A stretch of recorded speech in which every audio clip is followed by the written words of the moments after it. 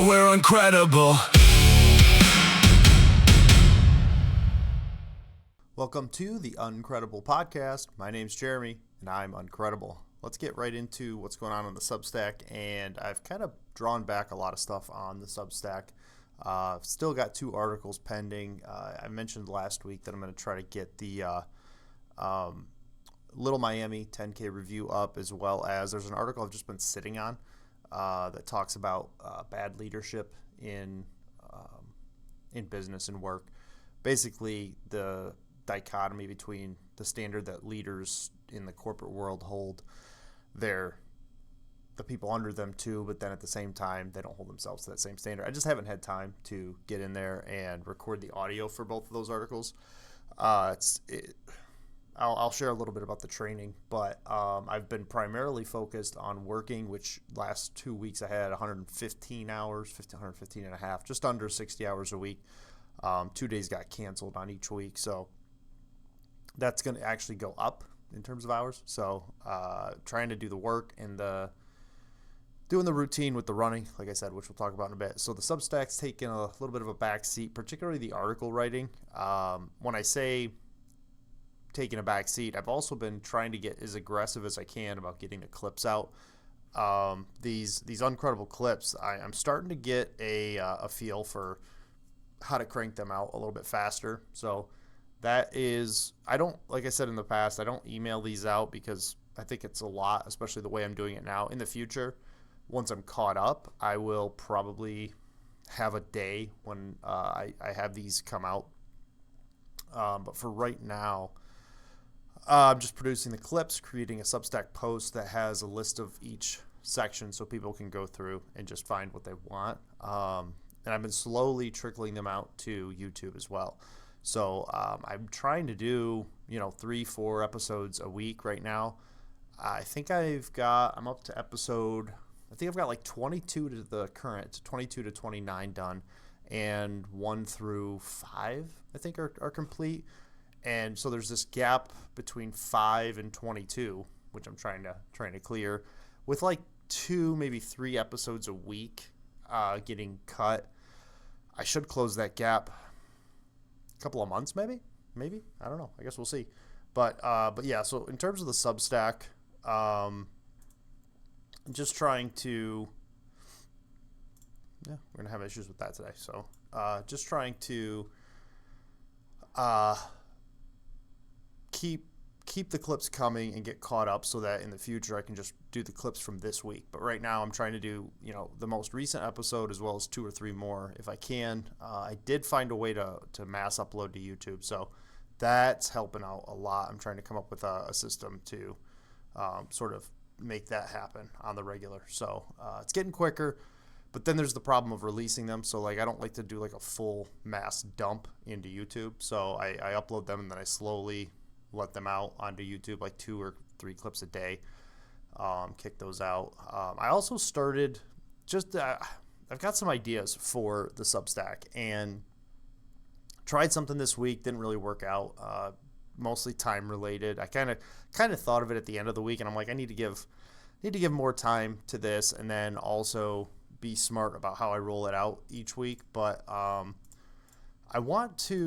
there's a chat feature on the Substack, which what I'm thinking in my head is I'd like to start doing some live on Substack only, and there are segments in the podcast that I would like to just shift over to the live and have kind of like 2 shows. One would be the live show and one would be the podcast. The podcast is getting to where it's like almost 2 hours long, and that means the content is pretty significant. And so what I want to do is I want to add a couple more segments, like some small segments that just deal with things that I'm bumping into online that I don't have time to do in the podcast, and keep the podcast focused on the news and the main topic. So I also want to put the running on the live as well. So that's kind of what I'm thinking.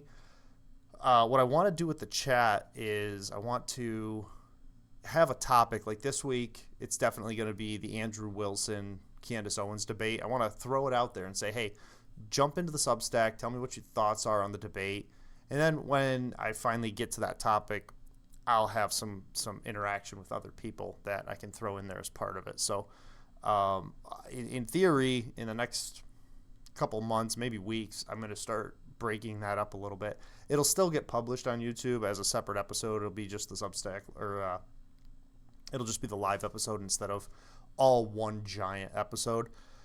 But that's what I'm thinking right now. I actually had my notes completely set up for this week, and I just didn't pull the trigger, mostly because when I did the live with Craig Lewis for Running Tales last week, the system froze, and I've noticed some skipping with some live feed type stuff. So I'm thinking I need to get a better computer setup before we jump into live. So, but that's what's coming on the Substack.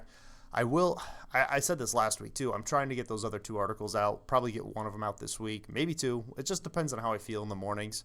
Right now with my work schedule, I come home in the morning, pretty much eat, crank out the workout, and I'm out of time. So it takes me about an hour to record one of those articles, and I have to find time to fit it in. Who knows? Maybe tomorrow morning today's Saturday, maybe tomorrow morning I'll jump in and try to record one and get it up for next Wednesday. We'll see. But so if you see a lot less from the Substack, that's why the work schedule is kind of competing. The work schedule and the workout schedule is kind of competing with that. So let's see.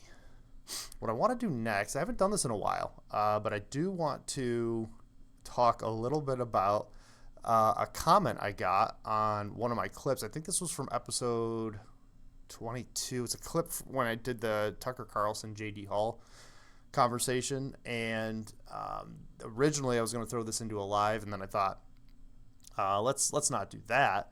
So what I want to do is I want to read this quote, and hopefully I can read it on screen. If I can't, I may need to pull it up on a browser as well so I can read it. I didn't really think that through, but I can definitely pull it up on here. So let's do this. Is it this one? Yeah, there it is. Okay, so we're gonna. All right, hopefully, I can kind of read it here. So there we go. So this quote popped up on YouTube this week, and I'll start by reading a little bit of it. I'll come back to the camera, talk about it, and then we'll jump back. So the commenter wrote, "Of course you can stand against dispensationalism while still holding to a premillennial view. I feel so bad for you, dude, because this is precisely the problem. People think that one of the above always goes with the other, but it simply does not." Now, what's funny about this is he's basically agreeing with me. I didn't fully understand the comment as a whole. I think what I want to do is I want to pull that image up here too so I can read it on screen. So just give me a hot second here. I should have done this before. That works. Okay, so we'll put that up there. That's much better. Okay. Oh boy, that's going to screw things up for sure. Oh yeah.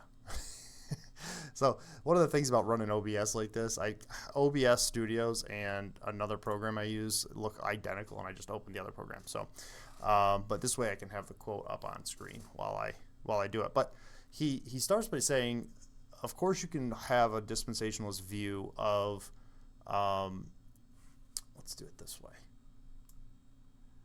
of premillennialism, or of course you can have premillennialist view of the end times without having dispensationalism, and of course that's true. The thing that was odd about this comment is this was posted on a clip that was titled "Who Stands Against Dispensationalism?" and it was basically my critique of J.D. Hall not responding with, so Tucker Carlson asked J.D. Hall, he said, who today is standing against dispensationalism explicitly? And my point in that clip was, the reason J.D. Hall didn't mention James White or Jeff Durbin is because he has a past with them. So that was problem number one. Problem number two was that dispensationalism and premillennialism aren't oftentimes talked about in that manner. Dispensationalists couch this conversation in the eschatological debate. And so it doesn't get talked about this way. So I don't understand this comment as a whole, and that's kind of going to be the point of this. But he says that is precisely the problem, and I'm like, that's precisely what I said in my clip. So I didn't fully understand the argument. So, but it gets even more interesting here. So let me pull it back up on screen. I didn't label this either, so that's why it's hard for me to find. So he goes on to say, the study of the end times and whether or not one is premillennial should always be a separate issue from dispensationalism. Of course it should be. I mean, that's kind of the point that I made in the clip. The very fact that it's been mushed together is the problem. Totally agree. And why it's gotten so out of hand. I'm not a dispensationalist, at least not in the context being discussed in relation to Israel and its political implications, which that's an interesting comment, but I'm not going to deal with it. But I do hold to what was always held to be the traditional view of the end time, which is premillennialism. Not true, but we'll come back to that. Actually, no, we'll stop there for a second. So, again, what he's saying here is nothing. I mean, what's weird to me is that this comment, it seems kind of like confrontational, and I'm not sure why. Like, I don't feel like there was anything in my clip that would have justified this. But he makes this comment. I do hold to what was always held to be the traditional view of the end times. Traditional view of the end times, I think, typically was amillennialism. I don't know. I mean, he might be speaking historically. I did do some research, and it seems like if you look in the Eastern Orthodox Catholic side of things, you're looking at amillennialism. If you're looking at the Protestant side, premillennialism does dominate that conversation. So I'm not sure what he's getting at historically. I'm sure he has a reason for this comment. But I read that, and I immediately was like, not sure that's true. But I personally consider myself to be a historic premillennial. So, so far he hasn't said anything I disagree with. One thing, but we'll get back to that. And then he says, certain teachers, primarily in the U.S., assumed that if you were premillennial, then this must mean you are also a dispensationalist. Not true. Just not true. That's not. The problem isn't that people assume the two go together. The problem is that the dispensationalists mush them together and confuse it. And then as dispensationalists rose to prominence, which is what it's done, and we talked about all this in that episode, that so many Americans don't realize that they are dispensationalists that are premillennialists. They don't realize that their theology is merged with that. They're not aware of it. So, but if you were to talk to them and kind of flesh out what they believe, you would figure out real quickly that they're fundamentally dispensational in their theology. And this Israel topic is one that would reveal that. You talk about the distinction between Israel and the church, and that's where you would find that. So he goes on to say, let's see. He says, assume that if you are premillennial, then this must mean you are also a dispensationalist, but that's just false. You can have one without the other easily. Yeah, we'll talk about where this comment comes from, but really don't disagree with anything he's saying. This whole debate and fracture is a very American problem. Not sure that's true. But I say I'm not sure that's true because I'm not sure that's true. It could be. I think this permeates throughout, but it was unique to the U.S. The vast majority of Christians in the world, from Europe to Asia to South America, don't buy into all this and certainly don't mix and mush these two ideas into one. So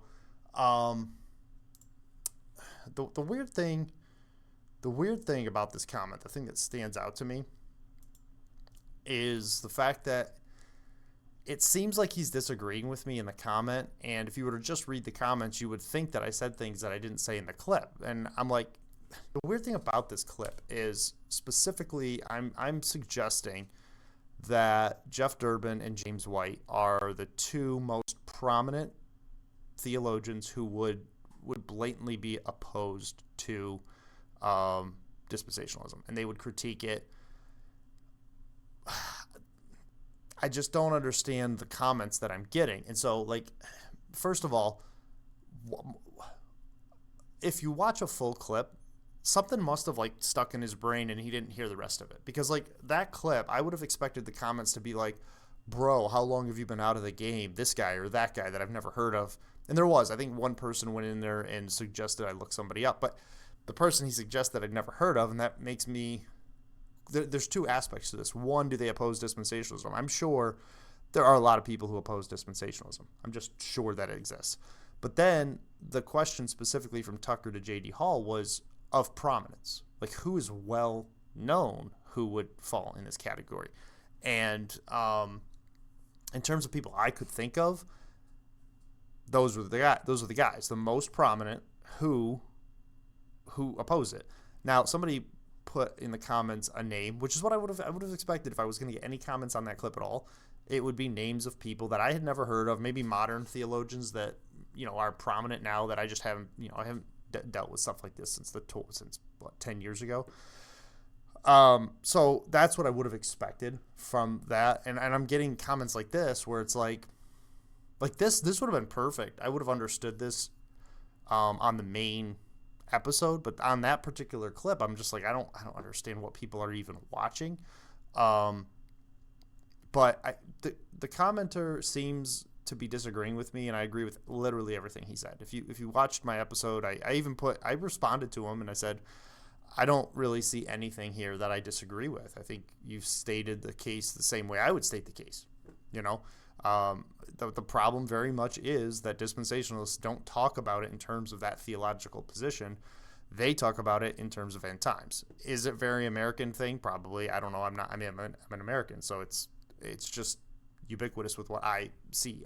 And I've studied. So I've never been out of the country in a theological manner to find that out. So, but I do believe it was on some level an American movement, but that doesn't mean that it doesn't permeate. When he said that, what I thought about was dispensational premillennialists who do missions work and that spreading in that way, which I'm not sure if he's right or wrong on that. But that's not the point. The point is you're disagreeing with somebody who agrees with you. And it's like, I don't see where he came to that conclusion that I disagreed with him. But on that particular clip, I would have expected, this guy or that guy. The other thing that I wanted to hone in on, and this is what really got me to post this for the, discussing this from the comment section, was when he makes this comment where he says, I feel sorry for you. Like, bro, I feel sorry for you. And I'm like, what? Not just in this context, but in general. What does that mean? Like, I've seen people do this all the time in a discussion or debate when they can't prove their point, or they're really bad at proving their point or making their own case. They say, I feel really sorry for you. Why? First of all, why would you feel sorry for me for having a different, if I disagreed with you, which for the most part I can't tell that I do, why would you feel sorry for me? Like, especially on this subject. Like, it's like, if I'm trying to think of where this, like what got me thinking about this was, I've heard this before and I can't think of a single reason why this is something you say or why people say it. I know the context in which people say it. It's usually when they are trying to make a point, they can't persuade the other person, and then they go, oh man, I feel really sorry for you.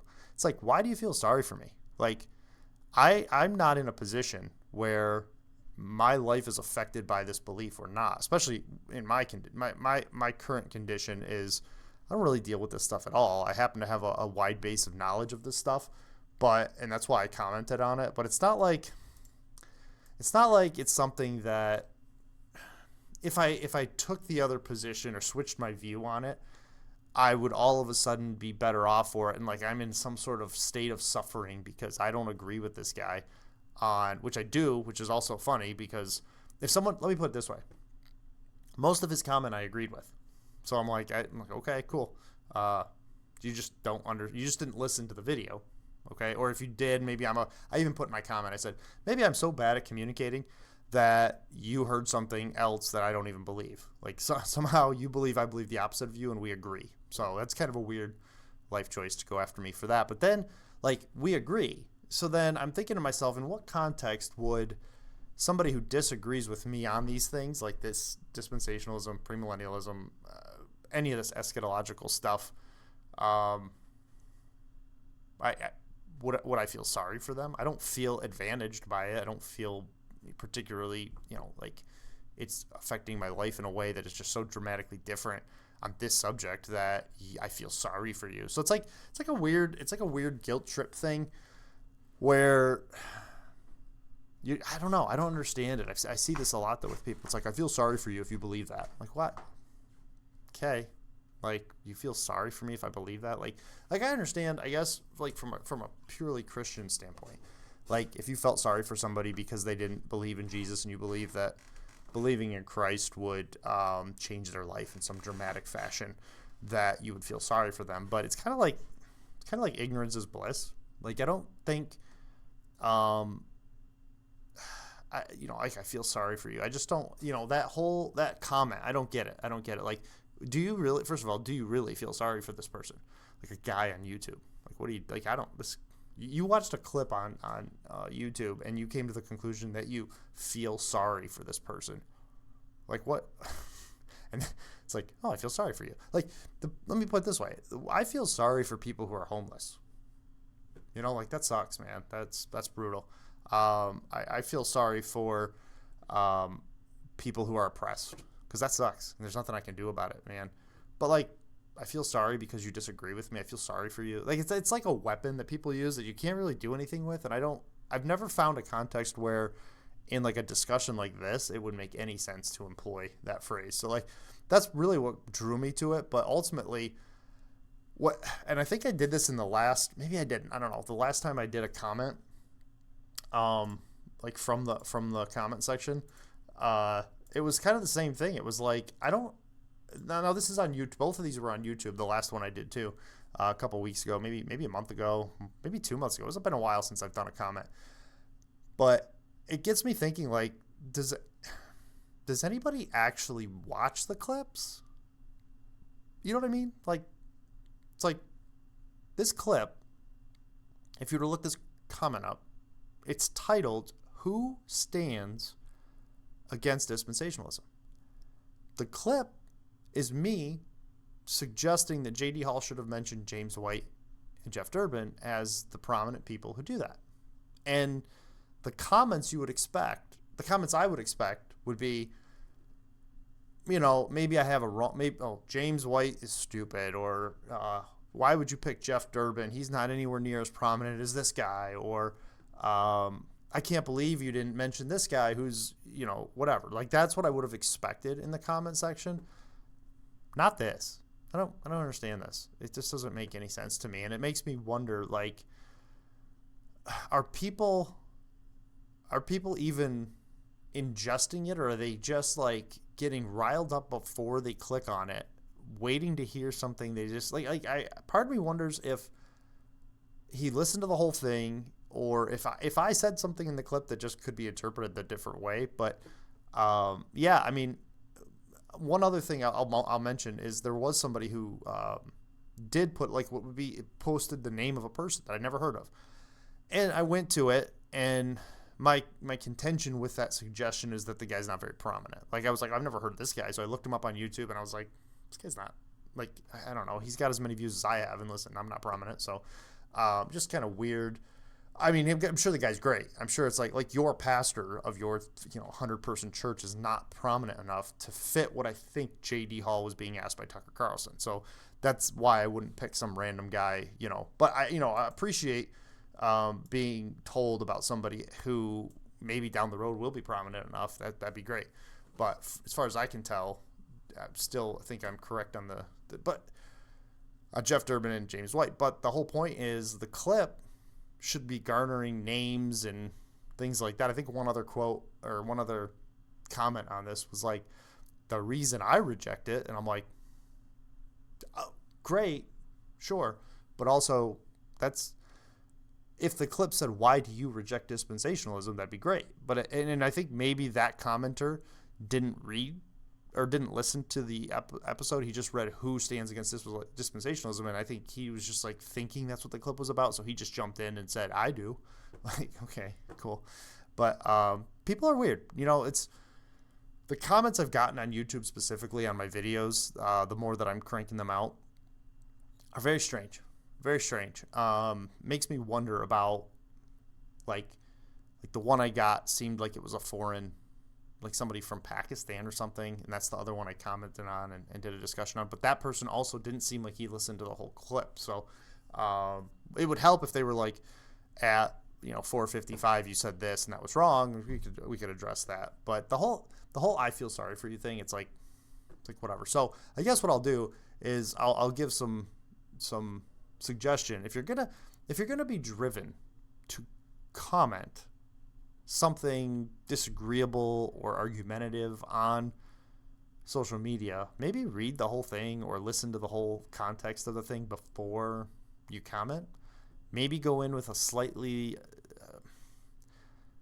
different level of humility when you do it. Like, I don't know. I just, that form, like this gentleman who posted this would probably have in me an ally if he had just been like, first of all, listen to the clip and then said like, oh, when you said this, it sounded like you meant this. And then we could have had a conversation, but it's like, man, I totally feel sorry for you, bro.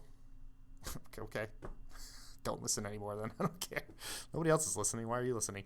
And why are you commenting? But I appreciate the comments. I think it's weird though that the comments that I get don't seem to fit the context of what I was talking about. It reminds me of a sermon I preached one time, and I was like, I had like a whole framework as, a sermon, and I distinctly remember this guy. He ran a camp, and he came up to me afterwards, and people do this when you preach. The people come up to you and they talk to you and they ask you questions and say things.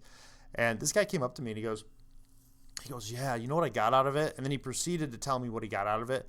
And I promise you, from the deepest bottom part of my soul, that was not the point of the message. There's no way, shape, or form I had ever intended that.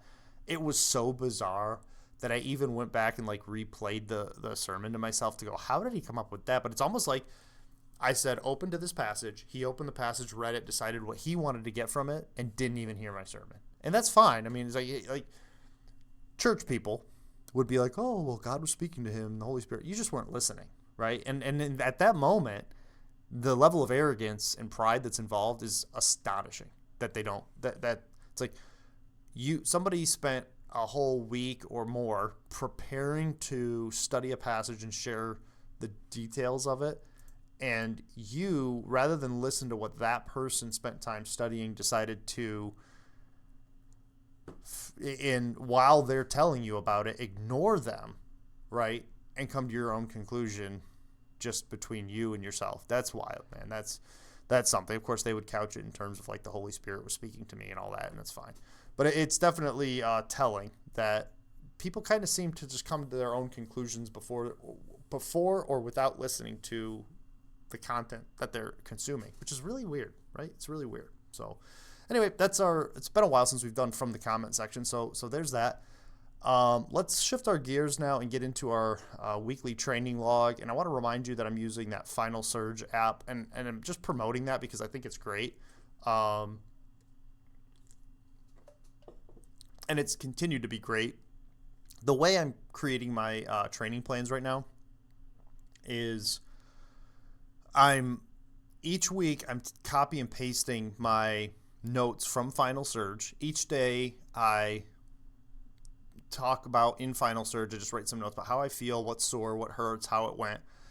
I am then screenshotting the report, feeding that into ChatGPT, and creating my next week of training based off of that. So Chat can increase my mileage. Like this week, ChatGPT decided not to increase my mileage based on the pain that I was still feeling from the races that I did the last couple of weeks. So this past week, my long run, which was last Saturday, a week ago, well, it was funny because it was a beautiful day and I postponed it all day long. Like I just postponed the whole thing. And I was doing that somewhat on purpose because I was tired and I had to do the podcast, get all that stuff out. And so I pushed it back, and it was hot all day. And it was kind of threatening rain all day as well. And so I was trying to avoid the rain. And after a while, it was like, oh, the rain's done. So I can go ahead and go get this run in. So finally decided to go out and do my 8-mile run. And I get out there and I start running. And the way my run works is it takes me about 5 miles before I get into town. 4.5, 5 miles before I start running down into downtown. And at the very beginning of my run, I didn't wear a hat because it hadn't rained all day and I thought we were past the window of the rain. So it hadn't rained all day. It was hot and it was starting to cool down. So I'm out there running, and within 1 mile of running, I got a slight downpour. There's like one dark cloud over me, just dumped on me, and I was like, fair, right? It's like, okay, fine. Because the weather said it was going to rain all day, and it never did. So I was like, okay. So anyway, get past that mile. I get to like mile 4.5, this one long stretch. And I'm telling you, you would not believe the amount of rain that poured for probably a full 1.5 miles of running. I mean, I was soaked. I could not see through. I actually took my glasses off. So if it's raining so hard that I take my glasses off, it's because I can't see through them at all. And it was starting to get dark, of course. So the cars are coming. I didn't go out at night. I went out at dusk and figured I would be close or almost done by the time I got there. So I'm on this back road in the woods, no lighting or anything. And I'm soaked and cars are coming by and I'm just getting drenched. And I remember thinking to myself, this can stop any time now. This has been enough, but I'm running. And I'm trying to, that's the other thing. It's supposed to be an easy run. There's nothing easy about it because the rain makes you want to finish the run, so you want to speed up. But I'm like, chill. And then also, the faster you go, you're stomping in puddles and soaking your shoes, and you don't want that. And I couldn't see puddles to avoid them anyway. So anyway, about 1.5 miles, I'm running. I'm getting close to getting into town. Finally, the rain stops. It kind of chills out. And I'm like, okay, good. Finally was able to put my glasses back on around mile 5, 6. And then I'm getting basically right down into downtown. And in our area, there's the National Comedy Center. And I'm not sure it's in Jamestown, New York, the National Comedy Center. And as I get closer to town, there is an absurd amount of activity in town. Like a lot of people, like the sidewalks are covered with people. There's just so many people, and I'm running and I'm dodging them, and I'm thinking, what did I miss? Like what event did I forget about? And our town does all kinds of silly stuff. Like it could be like a parade or a festival or some sort of days, like summer days or yard sale days or something like that. Like I don't follow all that stuff, but I'm dodging all these people who are pretty well dressed. I mean, it's not like a lot of people downtown who are just out grabbing a pizza. It was a lot of people for seemingly like an event. And as I come down to the corner where I would then turn and head past the Comedy Center, I remembered this was the weekend that Bert Kreischer was scheduled to perform at the Comedy Center, and they had multiple people being a part of that. So I think it was like 3 or 4 days of comedians with Bert Kreischer on Saturday night. And as I'm running by the Comedy Center, I'm like, unbelievable. So like this decision to run at night to get later just totally flopped. But I got the run done. Probably wouldn't have cared about the rain if I had remembered to wear a hat, but got completely soaked. Had to run through a crowd of people. No thanks to Bert Kreischer. I will say this. He sold a lot of tickets because I've never seen that many people in downtown for any Comedy Center thing. And, I mean, it was packed down there. So, good for him. It must have been a good turnout for his show. But after that, Sunday, I did a 2-mile walk. And Monday, we kicked out some mobility work. Monday was the first day that when I did the stretching, mobility, and that kind of stuff, that I felt like I was essentially recovered from the races that I've been doing. I've been really sore since the full marathon that turned into a half marathon. Pulled my hamstring a little bit, so I was finally starting to feel like myself again. And then Tuesday I did 4 easy miles with some stretching. Got practically no sleep. And keep in mind, I mentioned this earlier, but the way this is working out for me in terms of my schedule is I'm going to work. I'm getting up at 4 p.m., going to work at 6, working till 6:30 in the morning, coming home around 7. Then I have from 7 to about 10 to get my workout in and eat and wind down and go back to bed at 4. On this particular day, I was up probably till 11:30, 12, got like 4 hours of sleep. But the actual run felt fantastic. So that was good. And then Wednesday, I did some weightlifting, and Wednesday was really good because one of the things I'm trying to do this time around is prioritize the weightlifting, specifically the lower body lifting, and I just don't like doing it. I don't know what it is about it. I can do it. It doesn't I constantly want to rush it. There's something about like going slow. That whole process of weightlifting to me is just like, I don't know if boring's the word, but like I could be weightlifting for 30 minutes and feel like it's been 2 hours. Like I want to rush through it.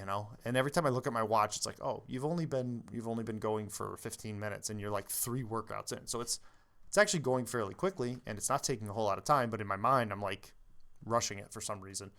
But that Wednesday lift was great, specifically the split squats. So I've mentioned this before. I have very bad single leg balance, single leg strength, whatever you want to call it. And I've put off single leg strength development for, I've known I needed to do it for like 6 months and I just haven't been doing it. And so this day specifically was great because I was not only able, so last week when I did this lift, I did not use weights with the single leg squats, but I was feeling so good that I thought, let's try the squats and see how it goes with 10-pound weights. I accidentally picked up a 15-pound in one hand, so that might have affected my balance a little bit, but I was able to complete it, and it was only 2 sets of 8 for each leg, so it wasn't a lot. I'm not saying I did a great job or anything like that, but I was able to keep my balance and get through the lift, and I felt really good about that particular day because I've struggled to even do the split squat, let alone put weights on there and feel comfortable doing that. So that, like I said, Wednesday felt really good overall. Thursday did 4 miles with strides. The last mile was 20-second strides with slow breaks between. Felt great doing all of that.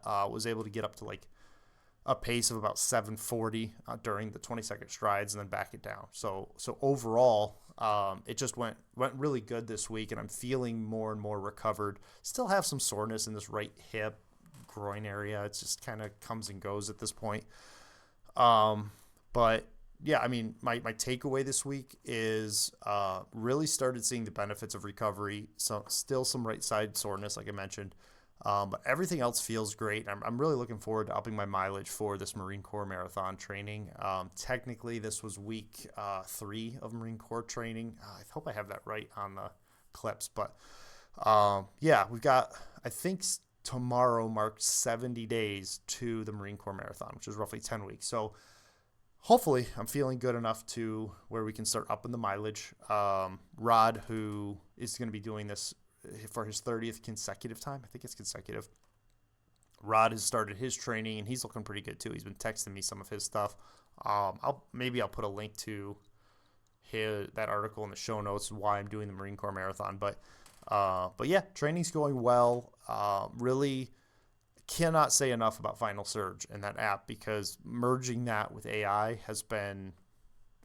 I'm seeing the results, and in being able to type the notes out and giving ChatGPT those notes, and having it create the next week based on that has been great. It's probably similar to just having a coach, which I don't have, but it's been working great, and we'll see how it works out going forward. Right now it's about finishing that Marine Corps marathon, so we'll see how it goes. So what I want to do next is I want to debut. Let's see if I can find it here. There it is. I want to debut our next song. This is the final song in the Uncredible album, and I'm thinking here in about a month or so, I'm going to get these pumped out to Spotify so people can listen for free on there. Spotify, Apple Music. I use Android, so judge me all you want. I don't care. I use Android, so I'm going to do Spotify, but I think it distributes this app that I'm going to use distributes to a whole bunch of places. So what I want to do is I want to share this song called Worth It. This is track 7 for the album. And what I would encourage you to do is go back and listen to The Cost, because what I did with this, I was trying to come up with a way to end the album on a positive note, because there's a lot of, the opening song is one of these things where it kind of draws you in. It says we're all incredible and we're all in this together, and that there's really a lot of sad or confrontational aspects to the album, and I wanted to end on a positive note. And so I made this song. So the cost, if you haven't listened to it, go check it out. I'll have the links in the show notes to get to all the songs. But the cost is a song where it talks about, is it worth it to spend all this time, money, and energy on work and overtime, or just trying to earn money, and striking that balance between time and money and spending time with your family. And it kind of ends on a sad note, that particular song, because it's like mom and dad never had enough time for us. And so it's kind of like, ugh, like kind of weighs on you as the listener, because you're thinking to yourself, man, is it worth the cost for me to work this overtime? Is it worth the cost for me to stay home with my kids and have them sacrifice this financial aspect? We had a smaller Christmas because I didn't work as much, or we had a bigger Christmas, but I wasn't there for them. It's like this balance, and it's sort of like this tension. So what I wanted to do with Worth It was I wanted to take that exact same song, and I used the same AI prompt. I just altered the lyrics and got something that was close, and I wanted to flip it. And so instead of the cost, which is time or money, this song is called Worth It. And it kind of encourages the uncredible to make those decisions and understand that when you spend time and you go out of your way to focus on the things that are most important, those sacrifices are in fact worth it. And hopefully, instead of leaving like an angst at the end of the album, it leaves you with, I'm going to make the best choice that I can make, and that choice will in fact be worth it. So here is Worth It, track number 7 on the Uncredible album.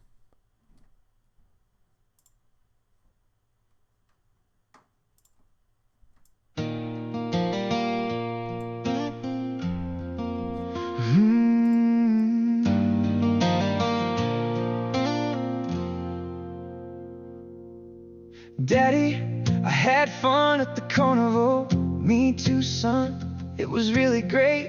Daddy, did you see that touchdown I made? Yes, son, I saw the whole game. Hey, Dad, let's go on vacation. Sure, son, anywhere you'd like to go.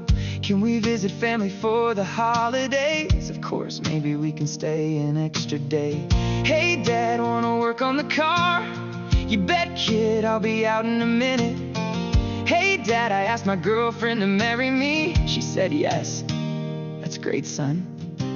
Make sure you have a big wedding. Dad made sure he had enough money. Dad always made the time. Always chasing moments, never leaving any behind. He made the games, he made the vacations, he made memories we'll never forget. Spent his whole life doing his best. Now it's time to honor him at his funeral. Mommy, can we get ice cream? Of course, sweetheart. What kind would you like? Mommy, can you come to my concert? Of course, baby. I can't wait. Hey Mom, we should take a vacation. You're right, let's get away. Can we see Grandpa and Grandma for Christmas? Of course we can. I'll take off the holidays. Hey Mom, can you help me bake a cake? Yeah, kiddo. Why don't you grab some eggs? Hey Mom, can you help with the wedding? You bet. Let's look at dresses because It's gonna be a big wedding. Mom made sure she had enough money. Mom always made the time.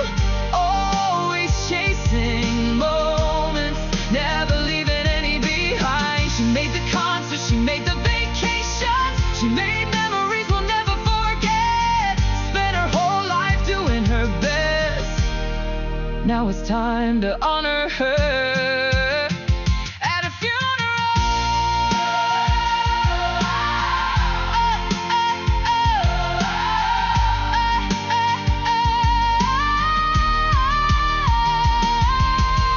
They spent their lives making memories, giving us lives we'll never forget.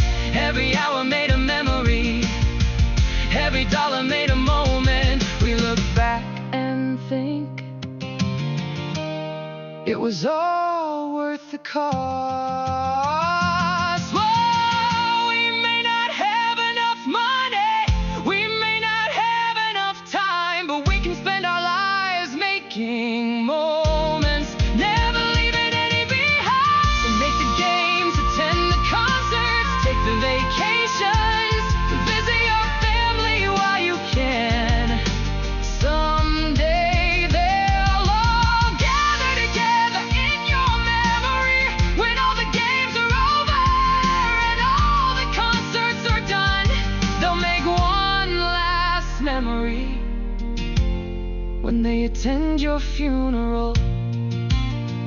it's worth the sacrifice. Thanks, Dad, for coming to the carnival.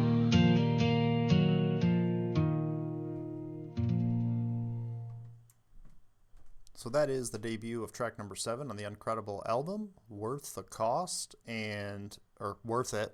It's a backup song to, or follow-up song to The Cost. Just kind of see the choice differences in making time for your family, and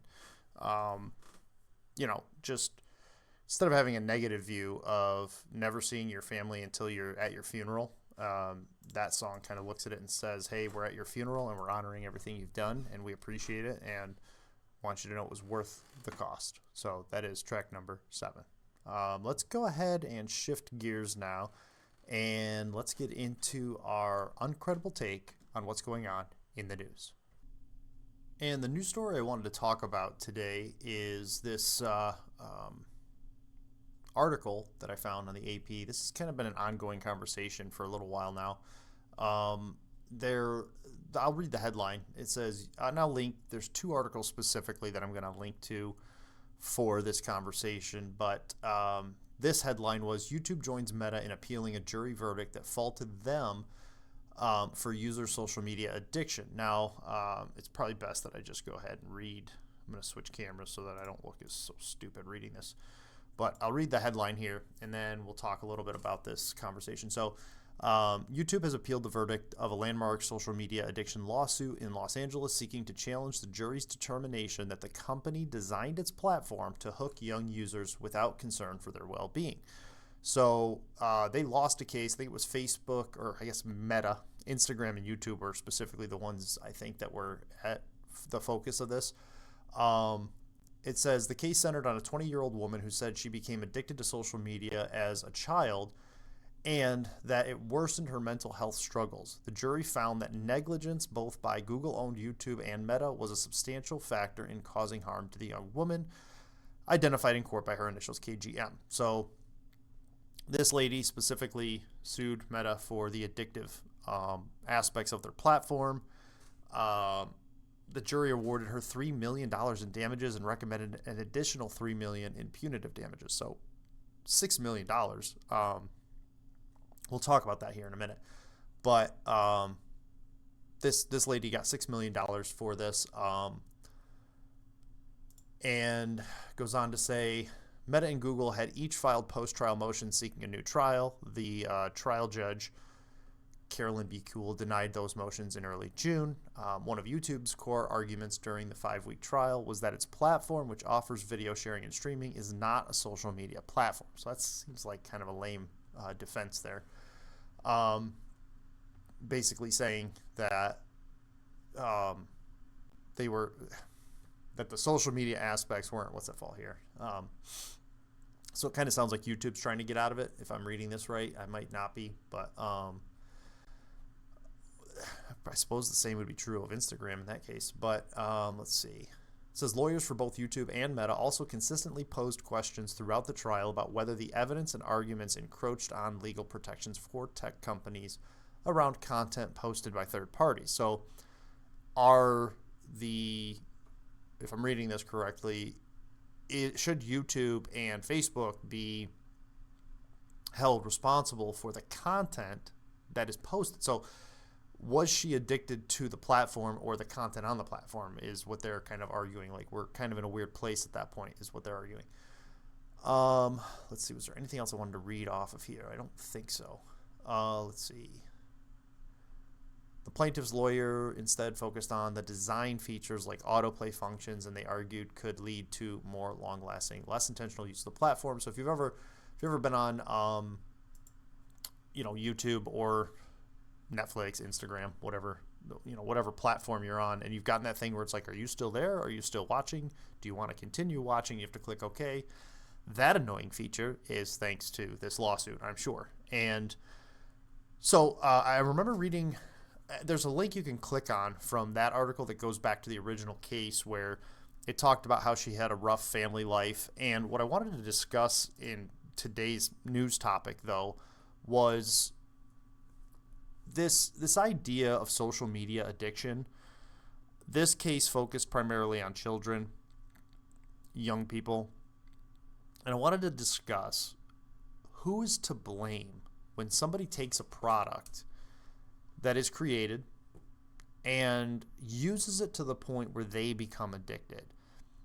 In this case, it seems to me that the addictive behavior is the result of choices made by the responsible party. In this case, because it was a child, that's where it gets weird, because now the parents are culpable, but now she's 20, so I don't know how that works. But as I'm reading this story and reading on this addictive aspect of it, I'm thinking to myself a couple of things. First of all, my immediate reaction is the parents are primarily responsible for this child's addictive use of these platforms. And, there's all these debates about, should kids have cell phones? At what age should kids have tablets and cell phones? And listen, schools are giving kids tablets and cell phones pretty young. Now, I remember when my kids are 13, 16, and 18. And I remember when we made the decision, I think this is going to blow your mind. I think my kids were like anywhere from 12 to 8 years old when we first introduced phones into, for them to use. Now, at the time, I remember we were getting them Christmas gifts and things of that nature that mirrored cell phone usage. Like, I remember there was like an Amazon kids tablet that you could get. And I distinctly remember that we got those for our kids, and they worked for a little while, but they were limited, and we couldn't really track them. And I remember when we specifically got full on to like Moto, like I got into Motorola quite heavily and started using the Moto frameworking for, I think it was the Moto, like very early Motorola stuff. I specifically remember going ahead and getting them all phones at the same time. Sorry, I had to take a quick break there because I realized when I switched to this camera, I don't know if you guys noticed that or not. I notice these things when I'm running this. I switched to this camera and I was getting that pulse effect, and then I realized that this light I turned it. I broke the segment up so that I could have my audio aligned, and then I turned that light on, didn't turn it back off. And that's been my biggest lighting issue, is that light behind me, so I had to turn that off. But I distinctly remember when all my kids had phones, and my youngest was probably too young to have it, like looking back on it. My oldest was probably right at that age where it needed to be limited. But in terms of like parental responsibility, we didn't just give them phones. We introduced them to tablets and technology that was not connected to the internet initially, and then slowly eased them into it. And like with those Motorola's, I was on a company called Republic Wireless, and I think the way we did it, if I remember correctly, this would be a good conversation to have with my son. I think the way we did it is my wife and I got new phones, and we decided to give those old phones to the kids, hook them up to Wi-Fi, and everything would be on our ecosystem. I'm pretty sure I didn't give them cell phone service until they were into their teens, except the youngest, who has it now, just because everyone has it. That's part of the challenge, by the way, from parenting side, is it's like if you have more than one kid, it's not as simple as, well, when my kid reaches this age, then I'll let them have a phone. There is the social pressure that they have young, because parents are picking different ages, and then kids are using these phones at different times, and kids feel left out. And there's a certain degree to which you can be like, we're not having that in my home. And then slowly it becomes like this thing where everyone's kids have it except yours. And it's a big aspect of social interaction. So you start to feel like, they're old enough. So what we did was we stayed on the Google. I'm sure Apple has a similar version of this, but we stayed on the Google frameworking, and we used Google's Family Link, and we limited their access to time. Like there was in Family Link, you're able to block certain websites, certain apps. For us, we limited them to YouTube Kids for a long time. We did not give them access to browsers.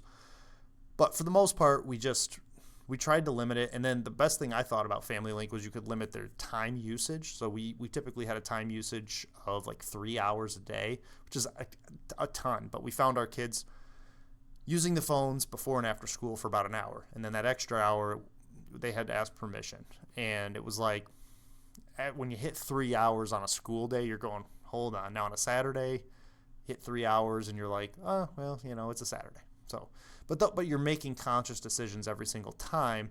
Also, any app that gets downloaded, we get a notification, you check it real quick, then you send it over, give approval. So like you're forcing yourself to at least make a conscious decision in that aspect of their lives, where a lot of families, obviously this kid, in this lawsuit, were just given access to this carte blanche. Like Instagram, TikTok, my kids don't do that. They're not on that. My son turned 18 and he just got Facebook for the first time, and he only uses it for Marketplace. So, I mean, all that to say that parents do have a challenge and they do have a struggle, but my initial reaction to this article and this addictive behavior, YouTube, Instagram, my first thought was the parents are the ones who should be liable for this addictive behavior and the mental disorder and all that. That falls on the parents. That's just my opinion. And I say that as a parent who, maybe made poor decisions on when my kids should have it, but I always limited their access to it. And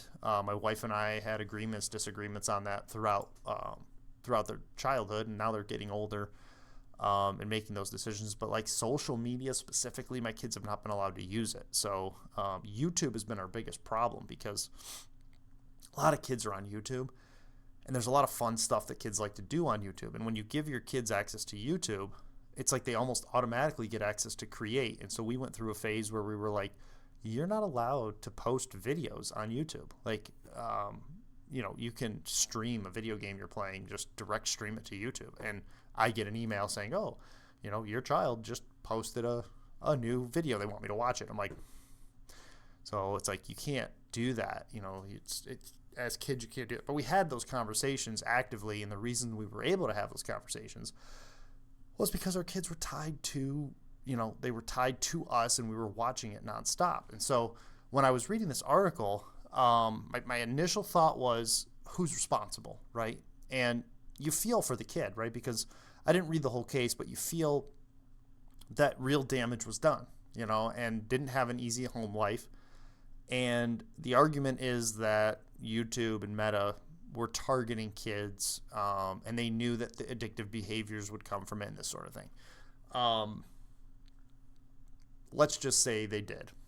Okay? Let's just say they did. I think that's hard to prove, but we shouldn't be surprised if a company did what it needed to do to make money. I don't see that as strange. So then you start to ask the question, like who, at what level is somebody responsible? Like, the consumer has the responsibility to make wise choices, and they should be free to make those choices. I'm a libertarian for the most part. I'd say I lean more conservative libertarian, but I'm a libertarian. I think people should be allowed to choose whatever they want. So the consumer bears the largest amount of responsibility. And I was thinking about it, like, what role does the producer have? And I think, generally speaking, being honest about the product is where I fall on that. Like, if the producer is lying or deceiving about what the product can accomplish, or negative aspects of it, and not revealing those that they are aware of, I think disclosure is important, because the alternative in like a perfectly free society would be, I create an addictive product. We find out it's addictive after people suffer. And then the market would decide that because this has addictive tendencies, we're not going to use it. But then you get into this weird thing where it affects the people who don't make that choice and continue to use it because they're addicted to it. It then affects society as a whole, because a dad who becomes addicted to alcohol now is not a good dad. Like, loses his job, dies, whatever the net result of that, or you get drunk driving. These, I'm using that addictive behavior as something that is, does damage to society. And that's where I think the market sometimes takes too long or is unable to correct. And so that's where I don't love when government has to get involved, but I'm not opposed to the government saying, hey, like a producer has to at least be honest about what it knows. And it seems like that's where this falls into that a little bit, where YouTube and Meta knew that there were addictive behaviors and they just rolled with it. And, whether they marketed to kids or not, I haven't looked at the details of the case. Remember, the name of the podcast is Uncredible. But I was thinking about it. In this particular case, parents were my first thought. They're responsible. Like, if you're going to sue somebody, sue them. But they don't have any money, clearly, because otherwise you would. But then I was thinking about the amount of money. So this is a kid who had a rough childhood, sounds like, lost herself in social media, Instagram, YouTube, just droned out, did what a lot of kids do probably, just washed away all their sorrows and difficulties and challenges and just sort of numbed themselves with social media. And now she gets $3 million. I'm not sure how that works, legal fees or whatever, but it's like, I don't know how I feel about that, because there's something about the personal responsibility side of it. Now, again, she was a child when this happened, so that aspect of it is weird. She's an adult now, complaining about it. I said complaining, producing the lawsuit. There's something about people who make bad decisions. And again, it's the fact that she was a child for a lot of this, and there are mental health things. I don't want to seem callous or insincere or, dismissive of the struggle, but it's like, so she gets $3 million. How are we fixing this behavior that we're blaming Meta and YouTube for?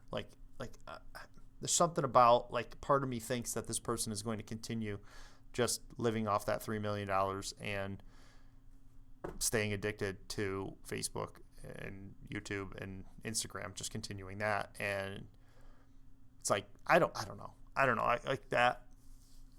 Should people be paid? I don't know. It just sort of seems like you had a personal responsibility on how to use the product.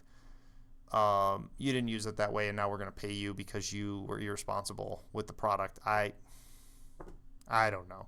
I don't love that. And then part of the reason I don't love that is because we're talking about the government forcing them to pay this because because they marketed to children. I'm not sure I fully understand that aspect of it. But, like, as I was thinking about this whole addictive products, okay, products that can become addictive and who's responsible. Again, this is a unique case where it was a kid who's now an adult who's trying to sue because of what it did to children. They're making the case that this was specifically targeting children, may or may not have been. I didn't dig into it that closely. But what it got me thinking about in general was, like, when you believe in free market systems, but a product is addictive and it has negative effects on society, what role should the government play? And that does really create an interesting dilemma for people who are libertarian, myself, because, like, there's a part of me that would say, hey, if they know that taking too much of this will cause this problem, then yeah, they should disclose that. How should they disclose that? Well, then you end up with, I've got this energy drink here, so you end up with, I'll put this up to the camera, like, legal requirements to put all this on the can. Okay, so but then the consumer doesn't read it or looks at it and laughs and chuckles, like, there's 200 milligrams of caffeine. And then I just chugged 2 of them back to back, and then die of a heart attack. It's like, okay, so,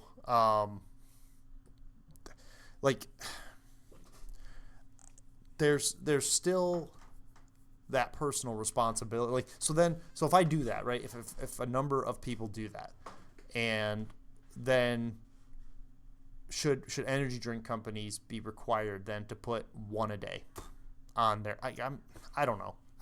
Like, I'm torn on the whole thing, because in general, I think consumers should have a responsibility to investigate the products that they're ingesting and breathing and those kinds of things.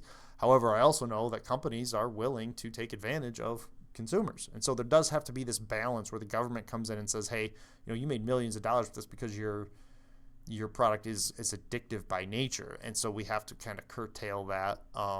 And again, I think the trouble comes when it has a societal, like a very societal negative effect where kids aren't being raised and people are committing suicide, or you're creating dangerous circumstances on the road, which then end up using government resources. Like, these things are sort of an existential problem for society that the government, it seems like, needs to step in. But then when I think about that, the government is also one of these corporations, so to speak, that also has its own best interest in mind. So it's like the government will then use that to their advantage. And so the whole thing is sort of like I always lean back on the free market and the consumer being responsible. But I do understand the need for laws for labeling and things like that, because businesses will, if they can trick people into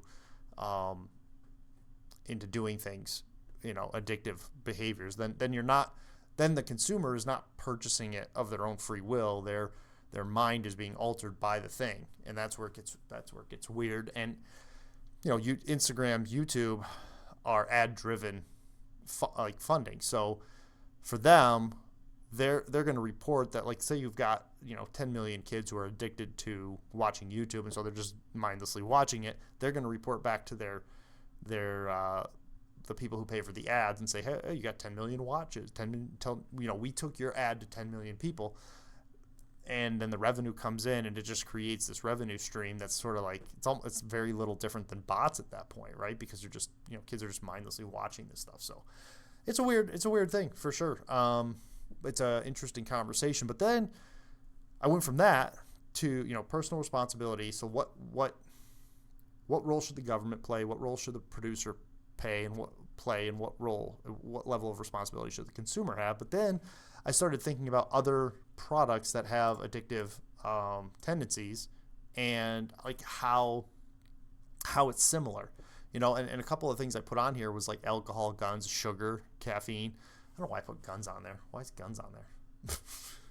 I put guns in my notes. Addictive? I mean, maybe. No. I put alcohol, sugar, caffeine, and I started with alcohol, but then I was like, okay, so in order to draw a parallel to this particular situation, it would have to be something that kids could have. So then you take alcohol off, because there's laws in place to keep kids from doing that. Adults can still have it. So then you look at like sugar, and sugar was the one that stood out to me because I think society is starting to understand the damaging effects of sugar, obesity. I think it is one of the closest parallels to this situation, that it would be something you consume, physically consume.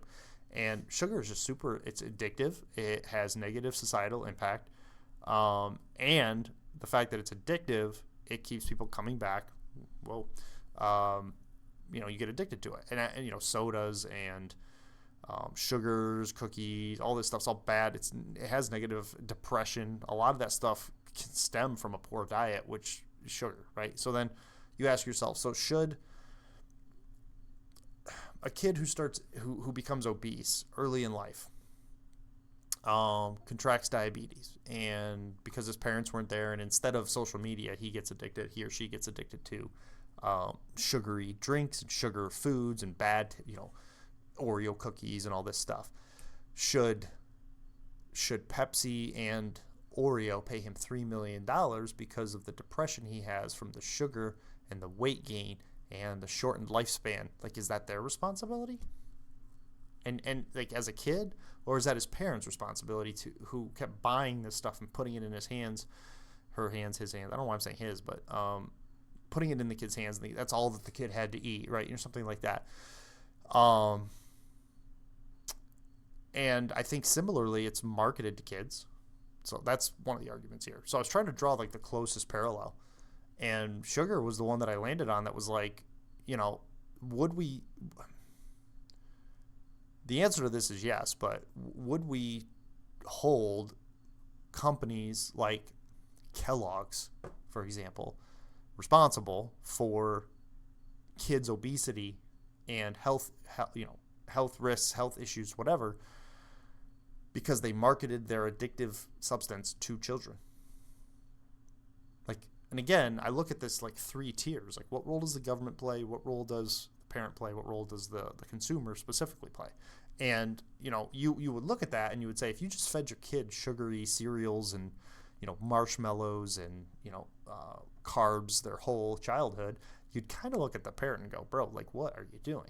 But then if it was a bad childhood, you would just feel sorry for the child, but would you cut them a check for $3 million to cover their medical expenses? It's interesting. It's an interesting conversation to have, and it's something that I'm going to continue thinking about. Obviously, a couple takeaways from this. I think social media, YouTube, Instagram, they do have addictive things going on there. I'm also, listen, can I just take a minute before I give my final thoughts on this? I think it is so annoying when they have this thing, are you still watching? Now, I don't know about anyone else, but yes, I'm still watching. Like Instagram, for example, I'll be scrolling through for like 20 minutes and just trying to find clips that I want to watch, things that interest me. And it'll ask me if I'm still watching. Yeah, did I flick the screen or not? Like, what are you talking about? That autoplay thing seems to be one of the things they're frustrated with. And I'm like, I don't see how putting that message in there changes anything, because me as a consumer, I just hit the OK button. Like, yeah, I'm still watching, and then I just go with it, So I don't understand that. I mean, I guess it's just cover. It's just like this label, right? Just like the label on the can. The label's there, If the label said in big bold letters 1 every 4 hours or something like that, and I crank out 2 because I didn't read the label, I guess the company's not liable. Okay. So, but I put in my notes, my take on this is, while companies may have some role in social media addiction or product addiction in general, the primary responsibility lies with parents and those who use the product. Regardless of what role a company plays, the addictive elements, the government's role should be minimal at best, allowing the market to dictate what and how it responds to these allegations. And so I'm not sure I agree with the companies having to pay out for what I would consider to be the parents' negligence. And what would be interesting is to see like how the parents are held accountable as well. Because like if you're gonna make YouTube and Facebook pay punitive damages for their role in it, which may or may not be true, right? And maybe they knew there was addictive things and they did nothing to stop it. I guess there's a certain moral or ethical responsibility that they hold, and you can punish them for them. But what are you going to do to the parents who are allowing it? Like this girl's parents, to me, have a higher rate because she didn't go out and buy the phone. She didn't gain access to YouTube or Instagram on her own as a child. Somebody had to help her. A parent probably helped her, or another kid, something like that. But the device that she was using, all that stuff, like Instagram is solely, I don't think you can do, TikTok you might be able to, but Instagram you can't really do on a browser without an account. So all that stuff had to be set up. And it's like, if my kid does something that I don't know about, like let's say I buy healthy food in my house, and my kid just keeps sneaking Twinkies all the time and gets obese. Is that my fault as a parent? Maybe I should have been watching them more closely, but like, as kids get older, they're just going to do whatever they want. They're going to find ways around it. And then when they start doing that, I always taught my kids, look, I can only take you so far, and then you're on your own. Not on your own in the sense that I'm kicking you out, but like if I set up rules and you find your way around the rules, and then I find out you're finding your way around the rules, it gets to a point where it's like, okay, so there are, the rules in my house are to protect you. If you've just seen fit to go around those rules, then I'll let the next layer of responsibility and discipline hit you, which is the world. And the world, I've always found the world is far more harsh than I could ever be. If I teach you not to speed and you say, I can go a little faster, it's no big deal, and then you get your ticket, that hurts more, just saying, than dad saying, hey, you shouldn't do that, So I don't know. Tell me your thoughts. I started a started a Substack about this, and nobody really jumped in on it. I didn't promote it very well. I got to it too quickly. It's one of the things I'm going to start using the chat for on Substack to get people's thoughts on things. But if you're watching this, jump on Substack chat. I'll put a link in the show notes, and let me know what your thoughts are on this.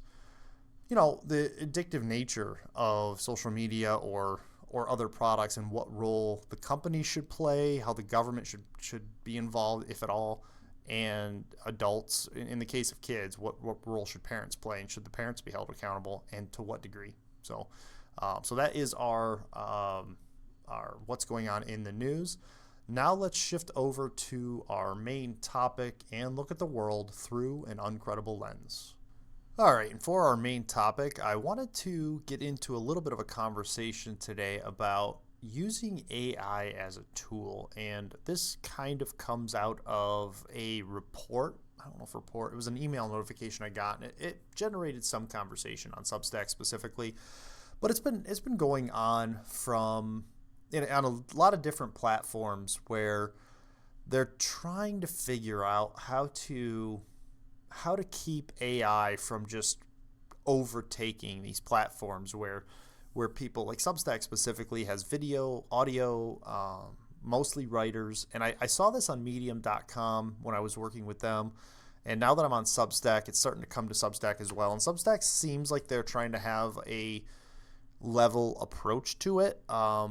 But both Medium and Substack have this position where they don't want, understandably, they don't want their site to become all AI-generated content. And the fact of the matter is, AI-generated content is getting so good, especially in the writing space, where it's AI writing is not only indistinguishable from regular writing, but better. It's just better all the way around. And using AI as a tool is creating such a conflict with people, and particularly in creative spaces. And specifically, just as an example, the writing space is where I'm seeing it, but it's crept into, these songs that I've created for the Uncredible album, these are music, right? So the music industry is like, a guy like me who can come up with some pretty compelling lyrics would never be able to have a music career outside of being a writer, because there would have to be somebody to play the music and sing the songs. And so there's just like the barrier to entry, it's just so hard to overcome. And you look at video, and video is getting very, very good as well. Image creation is super good, in my opinion. I will say image creation is still, like, video and image, when you see an AI image or an AI generated video, there's still enough flaws in it to where you can tell, like, if you put two images or two videos side by side, you go, okay, that one is AI generated for whatever reason. There's something that'll stand out. I'm not so sure that's true with writing. And I remember when I first bumped into this conversation, it was on medium.com. It's one of the reasons I left medium.com, along with the fact that Medium didn't have. So the primary reason I left Medium was because I wanted to record my own voiceover, my own audio for my articles, and Medium didn't allow that feature. And what I would have had to have done is I would have had to record it, put it on another site, and then incorporate it into, like embed it into the Medium site. And it just didn't work. It didn't flow very well. I came to Substack, and Substack has, the platform itself is open to video, audio, writing. It's just a bigger platform in terms of what it allows. And Medium started cracking down on AI quite a bit. And I remember the first time an article I wrote got rejected because, now I should give some backstory. So on medium.com, there's this weird thing where if you're just an author who writes, you get paid. I never got paid from them, so you got paid by views or reads. I don't know how the calculation worked. I was just in it for writing. It wasn't really in it for making money in that way. But it had that potential, so I just was doing it. And then there's another level to trying to get money from Medium, where you become a publication and then you edit other people's articles and put them on your publication, and that's kind of the best way to get more money. And so you get these people who were running what were called publications, but really it was just a couple of people who were editing. Well, what happened was I submitted an article to a publication on Medium, and it got rejected for AI use. And it was funny because I remember it so distinctly, because I was responding to an article that I had read that said, basically, I think the article is no longer on Medium, which is funny because I linked it and everything.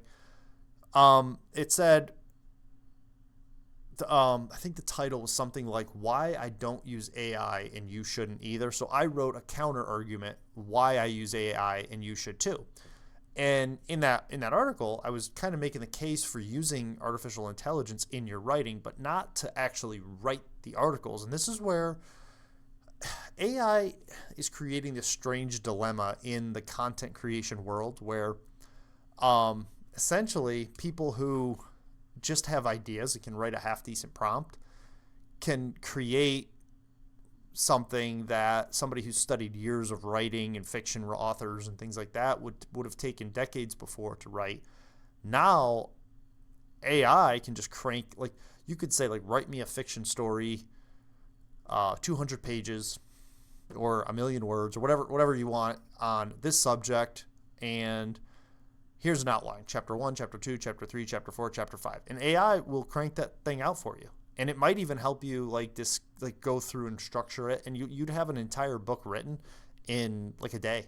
Like, where an author in the past would have to sit there and write for months and then edit and then all that. And there's this sort of disparity for the people who've put in the work in the past, where they're looking at it and going, well, that's not fair. Well, it's not fair, but technology is advancing. And so it's raised this question: what amount of artificial intelligence is acceptable in this creation process? And specifically with writing, I will tell you, AI is one of the main reasons I got back into any of this stuff, because one of my least favorite things to do was coming up with like thumbnails, like compelling pictures that would draw people in. And when I used to write in podcasts before, I would have to spend hours on these royalty-free sites trying to like find a good background image that fit the topic I was talking about, and then I'd have to throw it into an image editor and type up the title, get the right font, adjust the shadowing, just all this stuff. And it was like, none of that has anything to do with writing. Like, I had this compelling article that I wrote, and now I have to spend like 2 or 3 hours coming up with a header image. And it just, same with podcasting, right? Like, so when I podcasted before, I'd do a whole podcast episode, which I love doing, this aspect of it, recording it, cranking out some notes, doing the talking part. I can do all that. And then when it was done, I'd want to publish it, because that's one thing about me is, like, I did this when I used to preach too. Like, I like to create the content and share it when it's on my mind. Once I'm done, I move on. I like to get my stuff out there as quickly as possible. And with podcasting back then, you'd recording the episode was like such an infinitesimal part of the project, because then you would have to go through and edit the audio. I didn't even do video before. I just did audio. So you'd have to edit the audio, make sure it was cleaned up. Then you would have to come up with a compelling title. Then you would have to come up with some sort of a header image or thumbnail image, snip that out, and, same thing, title, shadowing, publish it. Back then you had to get your RSS feed typed up. It was, it was crazy. Like, the amount of effort outside of the actual podcasting or outside the actual writing was like hours of work. And it was like the return on investment just wasn't there. And what was fun, like what was enjoyable for me, the creator, was the actual creation process, like coming up with notes and compelling arguments and things to talk about. And the process of filming, the editing and all that stuff was just tedious.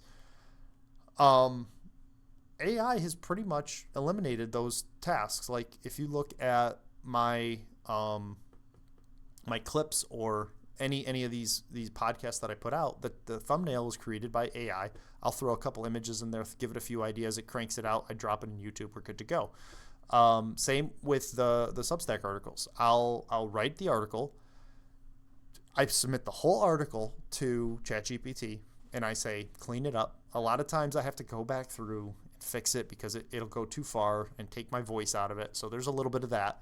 But then I say, make an image based on that. And if I don't like it, then I'll tweak it. But all of that flow, that process is made so much easier with ChatGPT. But I also understand like a platform like Substack, where the whole idea is to build a platform for creators.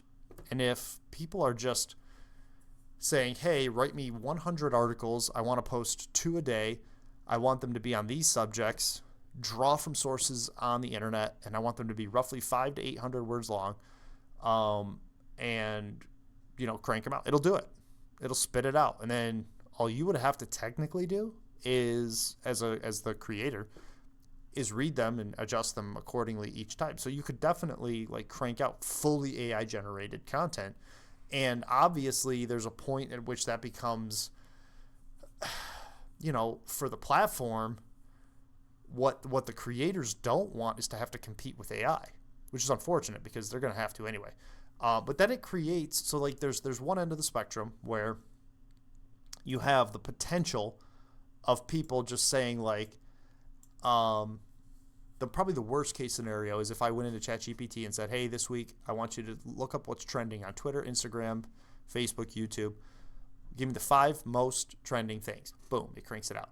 Give me 2 articles for each of those topics that I can publish, 2 on Monday, 2 on Tuesday, 2 on Wednesday, so that I'll have 10 articles. And then it cranks it out, and then you just publish those articles straight from. That would be full on. All the writing is done by AI.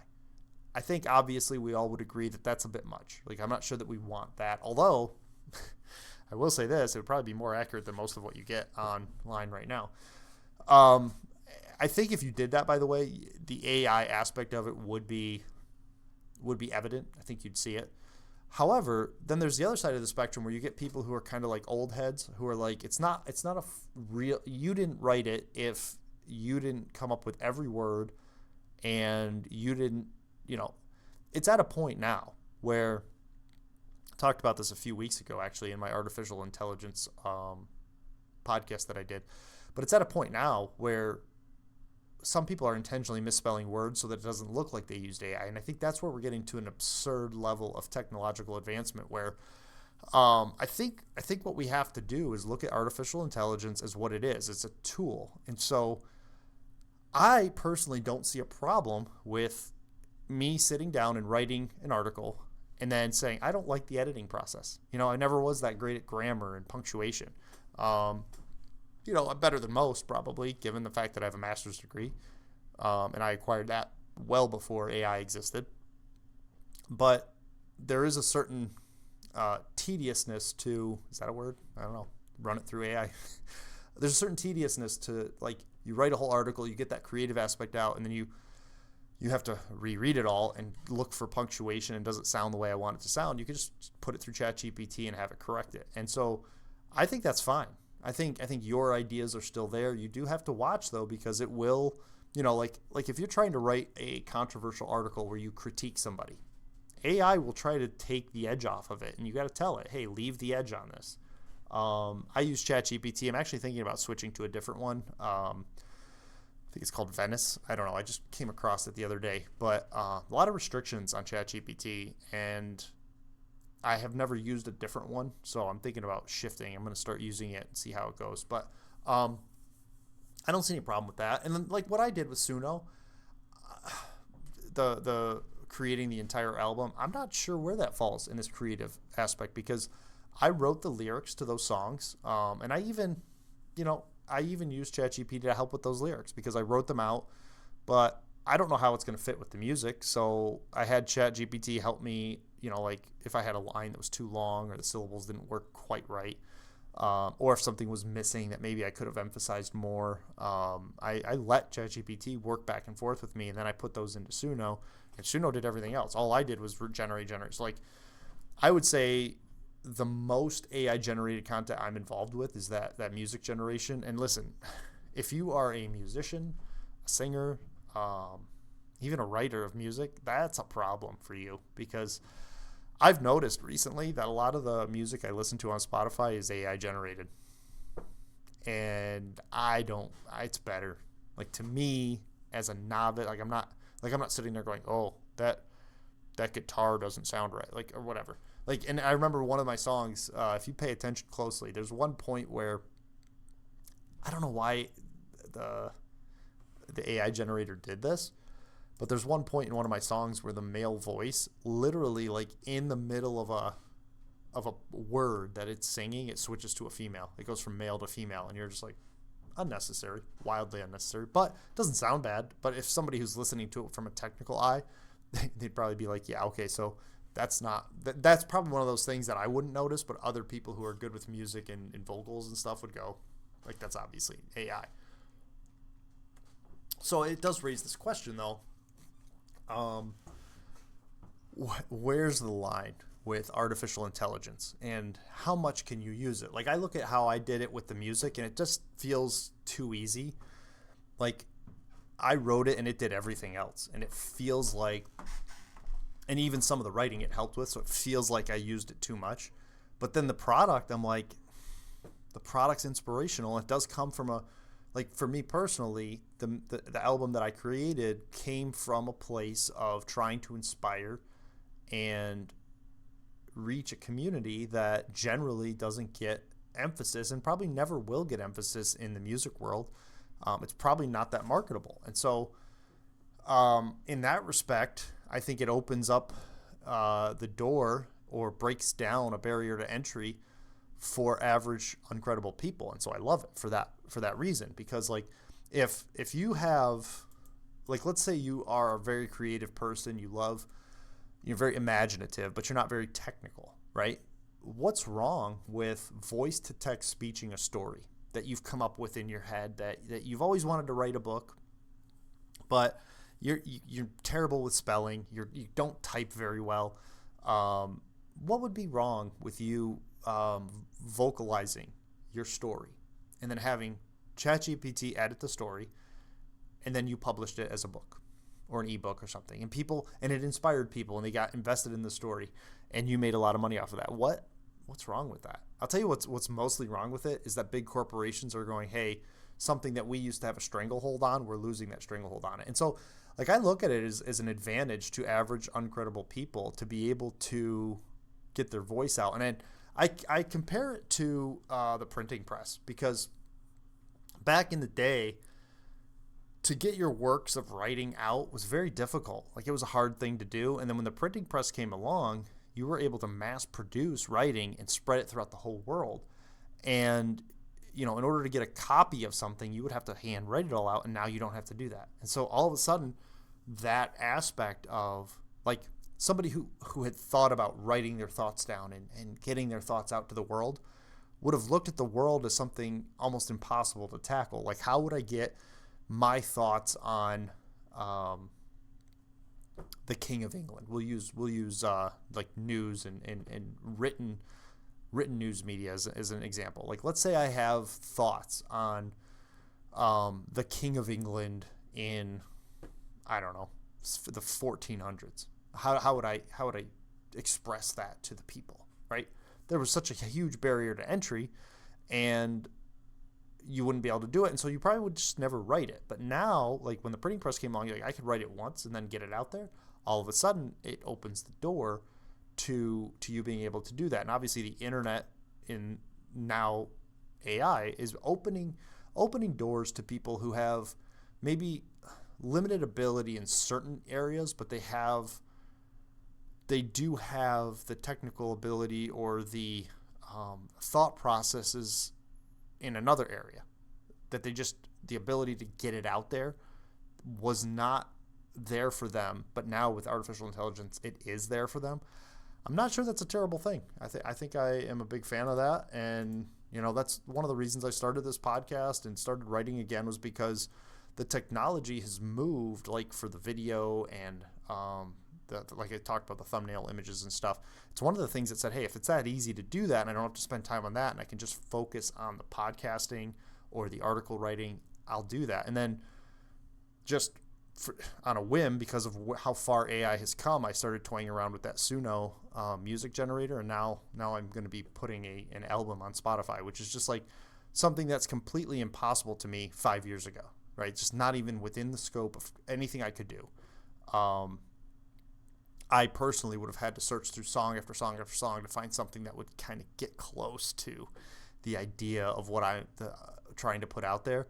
And now I can just make it like pretty quickly, like get my thoughts on paper and see that published in no time. I think that's a good thing. So like generally my feeling on AI is positive. You know, I put in my notes, I think AI is no different than any previous technological advancement. It changes how we express our creativity, and it will always have its detractors. And the detractors are typically people who were profiting off the old way. Who put a lot of time and energy and effort into the old way. I remember when my article got rejected for being AI, and I was like, I put a lot of work into that and I didn't use AI. Like, what are you talking about? And so it's like there was a part of me, and like the old head side of me, that was like I know how to write, but so does AI. And it's like we're going to lose that technical capability, but it'll be replaced with how people massage the artificial intelligence and its output to get better quality things in general. So I saw on X the other day, I saw like somebody said something like, if AI can do X, Y, and Z, what do you bring to the marketplace? And I was like, well, you know, there's a difference, I think, between somebody who just puts one prompt in, cranks out something that's low quality, and somebody who refines it with the artificial intelligence and says, okay, let's adjust this. So I think AI is going to do the larger amount of work, and then humans are going to continually be doing those tweaks. And I think quality will be seen in the people who spend more time inserting human elements into it and taking out what are, at this point, just general elements. So I said I also put there are real dangers when AI is adjusting content, so it all basically sounds the same. The more you lean on it, the less it's you, and the more it represents the collective. And I think that's the major danger. In that rhymes, major danger. I think that's the major danger, though, is the less individual human interaction you have with the AI product you create, the more it just sounds like a collection of what's on the internet. And I've seen AI do this, ChatGPT. I'll put an article in there, and then it'll, like something where I got real confrontational about something, or I took a really hard stance on something. It's like, oh, I wouldn't say that. I would take a middle road. Sure you would, but this is my article, not yours. And then you have to tell it, like, hey, put that back, change that.